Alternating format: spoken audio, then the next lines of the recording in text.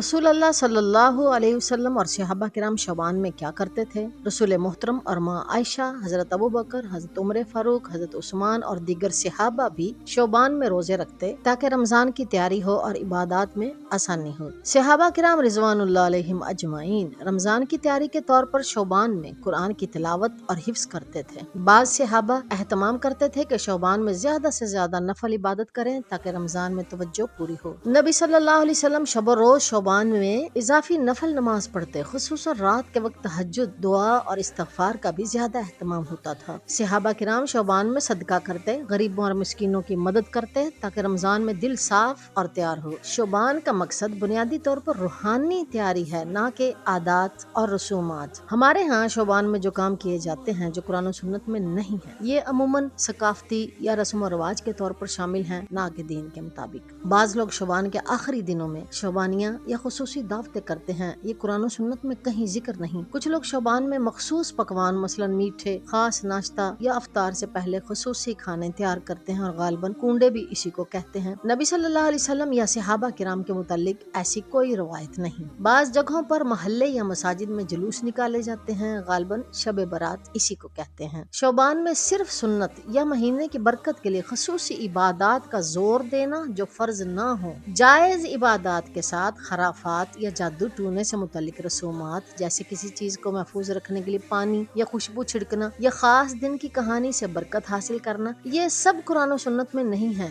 और बजाय बरकत के गलत तस्वुर पैदा करते हैं। कल इंशाअल्लाह शब बरात और कुंडों के हवाले से कुरान और सुन्नत से तफसीली रहनुमाई लेंगे। चैनल के साथ जुड़े रहिए, सब्सक्राइब कर लीजिए ताकि वीडियो मिस ना हो जाए।